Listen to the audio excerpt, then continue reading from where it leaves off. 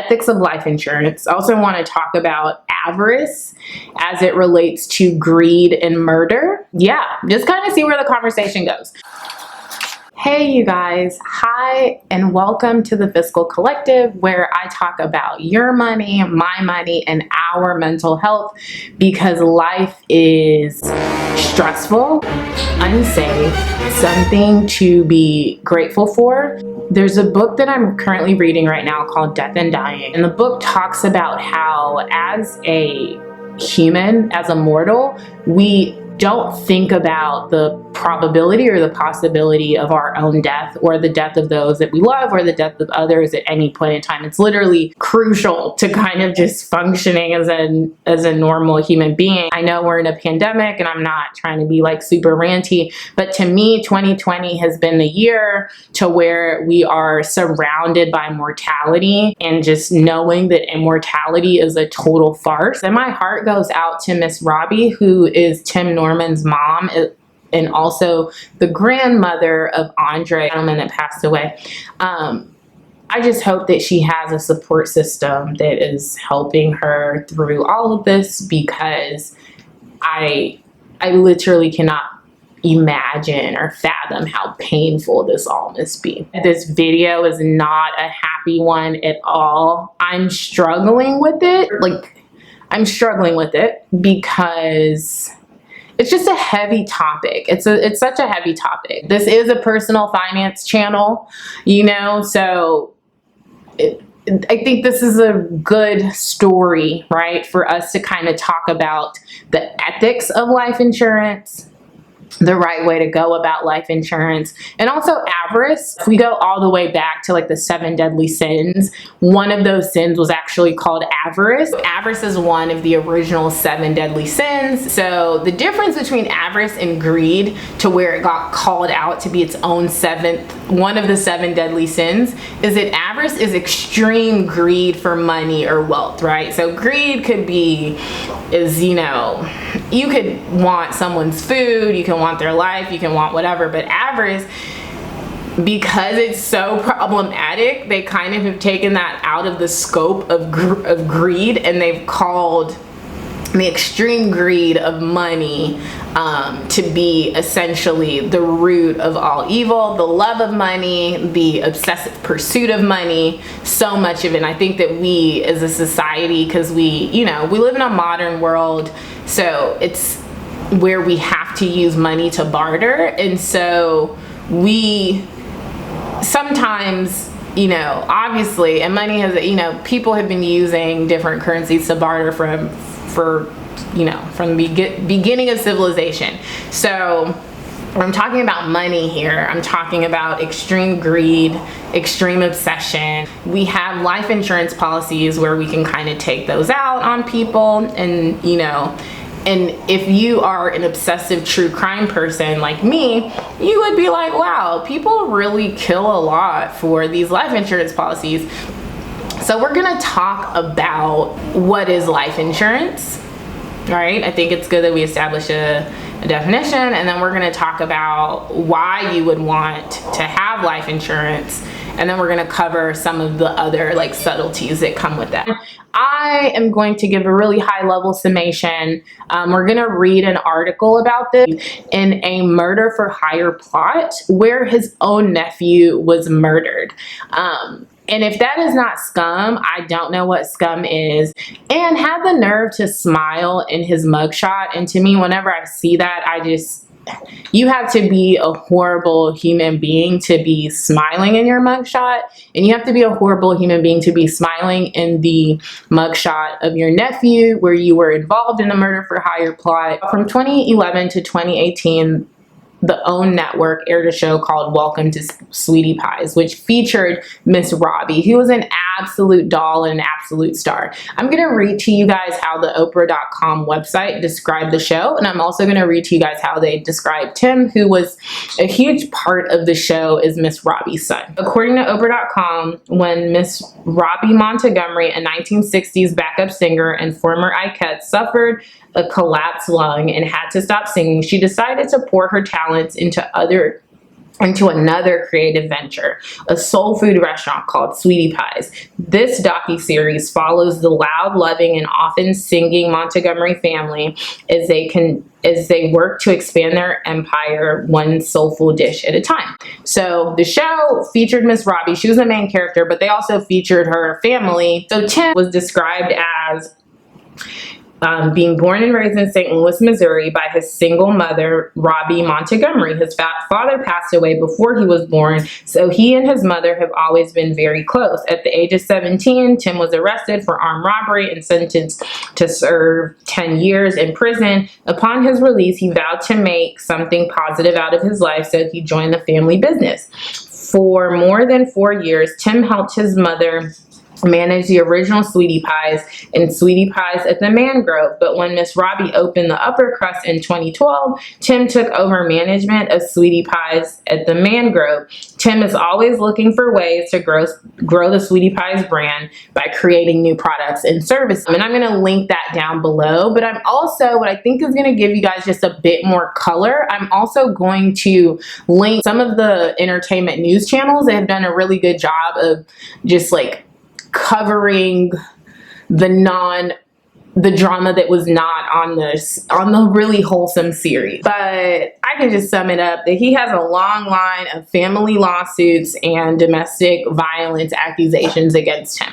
So let's talk about the actual case. The thing we're going to do is I'm on the Go Local News, support your local news channel, the St. Louis Post-Dispatch. I'm not sure if that's their local newspaper out there or not, but it says son of Sweetie Pies owner charged in murder for hire plot that killed owner's grandson. Lewis, the son of Robbie Montgomery, a reality TV star and owner of Sweetie Pies, is accused of facilitating a murder for hire plot against his nephew in an attempt to collect the nephew's life insurance money. So let's just say attempt, right?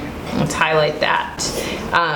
James Timothy Norman, 41, of Jackson, Mississippi, was arrested Tuesday, 1 week after being charged with conspiracy to use interstate commerce facilities in the commission of a murder for hire resulting in death. Nephew, Andre Montgomery, was Robbie Montgomery's grandson. Her show, Welcome to Sweetie Pies, aired for 5 seasons starting in 2011 on OWN. She's a former backup singer for Ike and Tina Turner.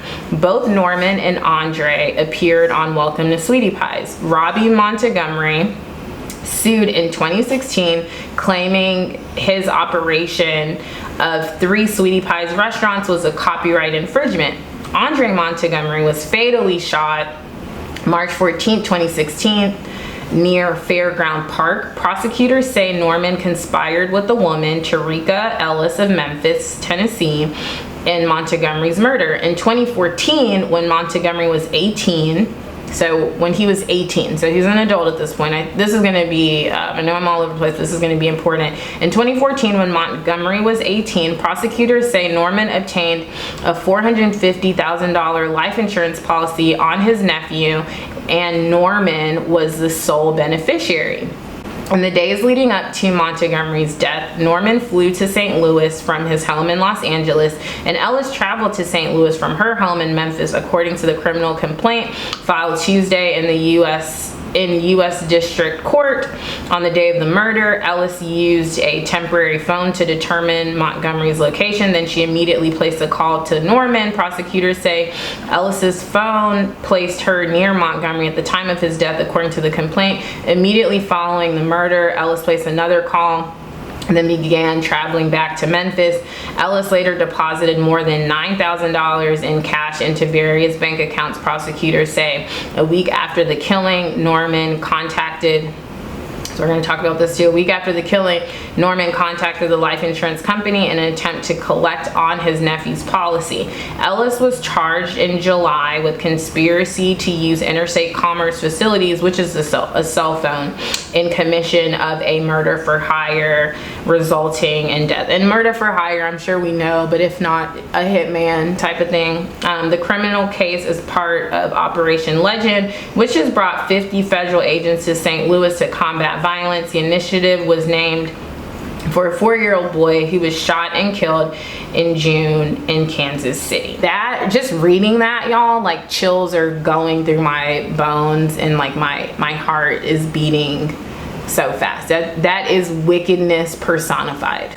And so I think before we talk about life insurance, we're here for the ethics of life insurance, right? And some informative discussion on how to get it, and you know, how to feel safe and the value that it brings.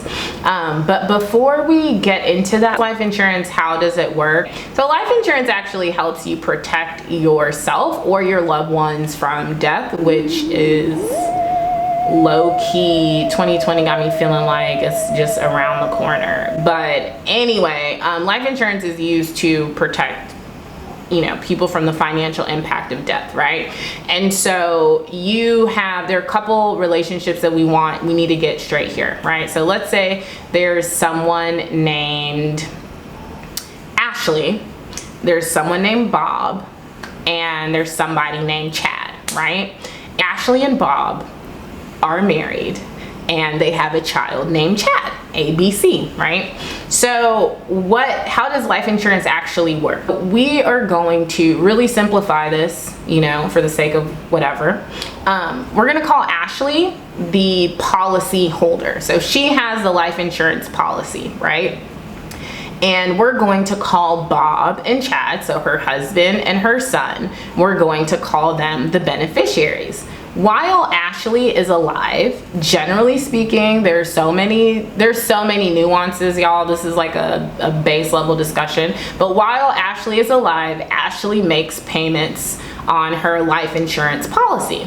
And she's making these payments because it's a contractual obligation that once she dies, the amount of her policy will get paid out to Bob and Chad. So Bob and Chad are Ashley's beneficiaries, and Ashley is a policy holder of her own life insurance. So that is probably, if you have life insurance offered by your employer or you have gotten your own policy, whatever, 9 times out of 10, you are the policy holder and you are making the premium payments, which are the monthly or whatever your cadence is, but which are the payments, which are your premiums essentially, right? So usually the policy holder makes the premiums, the policy holder got the policy for themselves, and then their husband or their children are the beneficiaries of that. And what you call that is an insurable interest.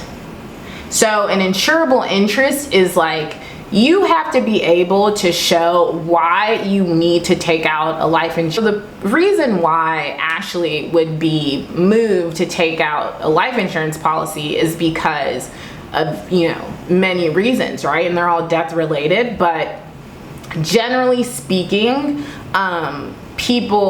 it's a payment for the financial burden that you incur with loss, right? So generally speaking, this money could be used for Chad's college fund. Let's say Bob wasn't working, this money could kind of be used to help Bob tide over, or he could be working, you know, whatever. But this money can be used to help Bob tide over from the loss of income that he's also going to experience with Ashley's loss. It can be used for her burial expenses. It can be used for a nice nest egg for Chad. It could be used to pay off the house. You know, the beneficiaries generally can use that money to whatever their discretion maybe. And so in that way, life insurance is generally relatively straightforward and something that I would encourage every single person to have, especially if you have it's just a way to build wealth, right? So it's a way to where, like, when if you for whatever reason happens, if you're no longer with us, your family is not dealing with the emotional trauma as well as financial trauma, right? So it's responsible for you to have life insurance on yourself. Now, are there instances where people have life insurance on others? Absolutely. And in the case of Tim Norman, he had life insurance on others. Now, you know, in the previous really simple scenario, you could have Ashley, the wife, could have a life insurance on, policy on Bob, and then Bob could have a life insurance policy on his wife. So that way it goes both ways, right? And as a family unit, they're making sure that Chad is protected, right? And so that happens. That's a lot of, standard issue case, right? Now, the case of Tim Norman and Andre, the case of Tim Norman and Andre, sadly, is different. The cornerstone of life insurance, right, are two things. One of them being consent, and the other one being insurable interest, right? And so consent is consent is consent.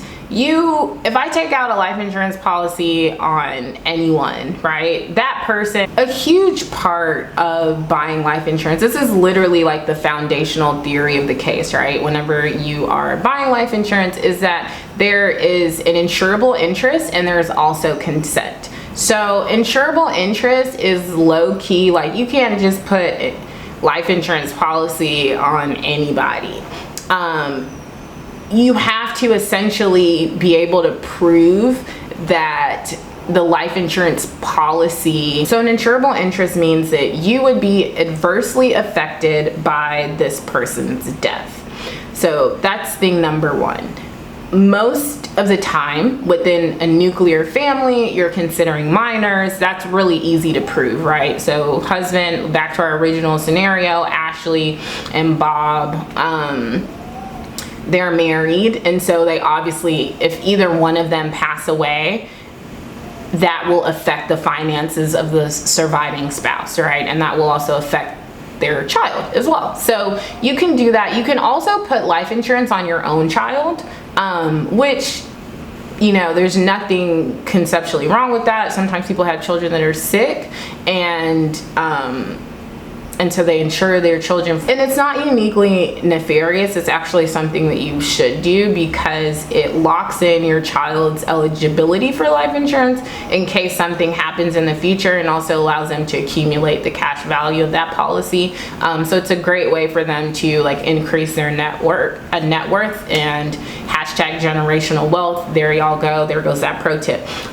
So life insurance is not uniquely nefarious, and from an ethical point of view, which is the lens that we're trying to see this video, it is a great way to build wealth, and it's also a great way to confront the reality of death before, when our loved ones are still amongst us, right? So that's what consent is. And we're not really talking about kids here, but I just wanted to highlight this because it was mentioned in the article. If you were below the age of 17, 17 and a half actually, and it's so let's say back to our original thing, Ashley, Bob, Chad, let's say Chad is 17, right? He does not need to consent. But the moment that Chad turns 18 or 17 and a half, it depends on where he's located and stuff, he then needs to provide consent. So you can't just walk around here and start insuring people. So consent is one thing. But another is insurable interest. And so you have to be able to prove that whoever you're putting this, whoever this policy is protecting, you have to be able to prove that if they passed away, that this would affect you adversely. And that is what I don't really see for Tim Norman and Andre. I think it actually freaks me out that he took out a policy on his nephew when his nephew turned 18. Now, to be totally honest with you, I don't know how that business is organized, because it is a family-owned business, and you can get life insurance on your business partners, because if your business partner passes away, that will affect your business, in one way, shape, or form. And so it's really common for people to get life insurances on their business partners. That's actually really, really common. There's nothing wrong with that. So I don't know if that was the loophole that he used. So rather than being able to prove the uncle nephew angle, because that's actually I'd have to see it, but what I think is more likely is that Tim somehow, some way was able to prove that Andre was a business partner and wanted to insure him against the loss of income. And that's very scary, right? That's very, very scary. And so that is when we're talking about like the ethics of it, and we're trying to frame it through that lens, right? One should be, there's nothing inherently wrong with protecting your financial interests, regardless of whether it's a family member or not. But what is, you know, if you're seven deadly sin, you're one of your 7 deadly sins that you struggle with is avarice, which is the love of money and a history of really just like chasing that almighty dollar and not being like, and being prone to violence, which is how I would describe Tim. Should you be able, does your ability to be able to take out those policies, does that push you? And it's chilling, but clearly it does, or clearly it did in this situation. So that's really scary. That's terrifying. Got the criminal complaint, and then we're taking a look at the attached affidavit. Here we go. Points 4. This gives you some more history. So in October of 2014, James Timothy Norman attempted to obtain a $250,000 life insurance policy on his 18-year-old nephew, Andre Montgomery, for which Norman was the sole beneficiary through Americo Insurance Company. 2 weeks later, Norman attempted to obtain a second life insurance policy on Montgomery in the amount of $200,000, in addition to an accidental death rider in the amount of $250,000 through Forrester's Insurance. The Forrester's policy issued listing Norman as the sole beneficiary, and the Forrester's policy issued listed Norman as the sole beneficiary, and Norman paid the monthly premiums directly from his checking account. That is ridiculous. In March of 2015, Norman attempted to obtain a replacement policy on Montgomery in the amount of $249,999, but the application was denied. The applications for all of these policies contain numerous false statements regarding Montgomery's income, occupation, and family history. So then if we continue to scroll through the affidavit, and then we read, now we get to point 12, which is more so salacious than anything. Between March 15, 2016 and March 17, 2016, Ellis deposited over $9,000 in cash into multiple bank accounts, including a savings account she opened the day after the homicide. Ellis, by the way, is an exotic dancer who was essentially Tim's lookout for this evil nonsense. Prior to the homicide, Ellis, who ain't, her checking account had a negative balance. So as we continue, on March 12, 2016, after Montgomery's murder, a man identifying himself as Norman and using a phone number known to belong to Norman called Forrester's in an attempt to collect the life insurance policy Norman had obtained on Montgomery in October of 2014. Despite several efforts to collect on the policy since Montgomery's murder, Forrester's has yet to pay out the policy due to Norman's failure to provide several requested documents. So he didn't even get the money, which doesn't make me feel any better. So he didn't get the money. So first of all, there are two different questions here. If we're talking about legality versus the ethics of legality, it's really hard. If you notice, a lot of the murder for life insurance stuff that we see is for spouses, because for your spouse, it's easy to prove insurable interest, and it's also easy to prove, it's easy to get consent. Like, people understand that. usually for spouses, whenever there's like an issue, a lot of times it's like cause of death related, and you will find some companies will pay out that money, and then the person will be hardcore flexing, and the police will at least attempt to use that as evidence to prove that there's a motive or probable cause and blah blah blah, all that great stuff. But to take out a policy against your like non-nuclear family member, it's possible. But it's also possible with a lot of dishonesty. And so I've seen a lot of comments, and that's more so where my concern's coming from, where people are like, oh no, I don't let people take out life insurance policies, you know, blah, blah, blah. Or like, I would never let someone take out a life insurance policy. Please do not do that.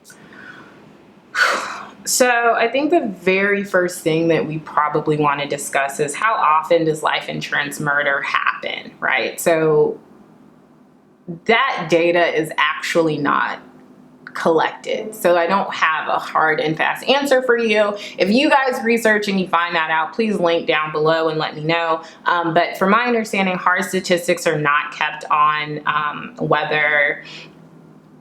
hard statistics are not kept on like how many murders are, you know, caused by this. However, what I think is actually really, really interesting is that the data proves that these life insurance murders come after crises. So they kind of come in waves. So the last wave of, you know, spikes in life insurance murders was after the 2008 financial crisis.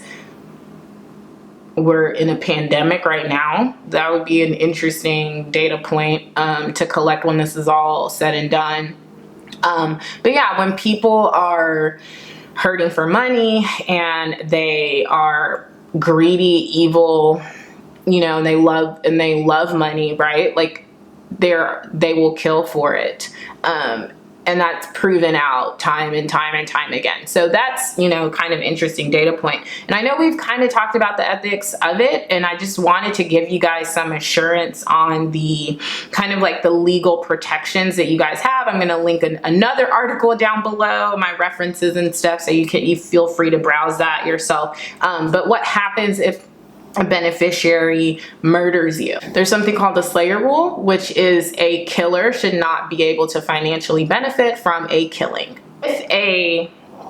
So even in cases where a beneficiary is tried for murder and found not guilty, the insurance company can still take that beneficiary to court and argue that they do not deserve those funds. However, that would be retroactive after payment has been made. So very rarely can an insurer not pay out funds if everything in the policy went according to plan. So that's what I'm saying, that like husband and wife murders, I feel like if that data was collected on life insurance murders and what happened and what the end story was, I feel like husband and wife murder is probably an easier way to actually receive the payment rather than something that's so far disjointed like an uncle and a nephew. But who gets the money if there's a murder? Who gets the money if the murder is probably the question that we would like to ask, considering that Tim is now being charged and we do know that Andre was murdered, right? And I just want to highlight, Tim named himself as the only beneficiary. So if they're contingent beneficiaries, then they get the money, right? So if Tim named himself and then, you know, other people, then those people would continue to get the money and Tim would not have gotten anything. If there are no other beneficiaries, then oftentimes the money goes to the murdered person's estate. So if they have children, if they have, you know, an estate essentially, right?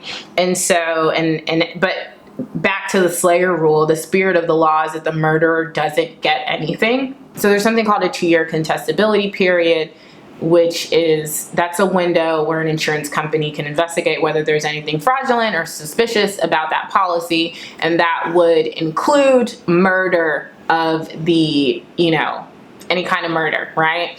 So that protects you. And I think it's really important to highlight that Tim did not get the money from this. I think it was you know, he was making payments on this thing, right? and the insurance company was taking his money.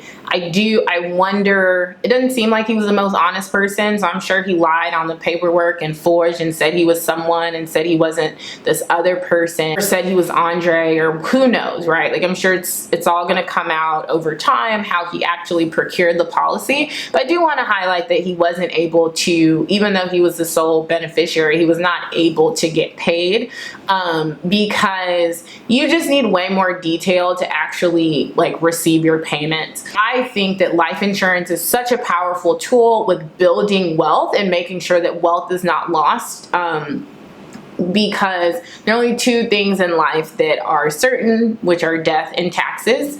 And so I think life insurance is really, really important. And it saddens me to see people having this reaction about like not wanting life insurance, or saying that like they, you know, just kind of being really paranoid about it. But I understand. I understand.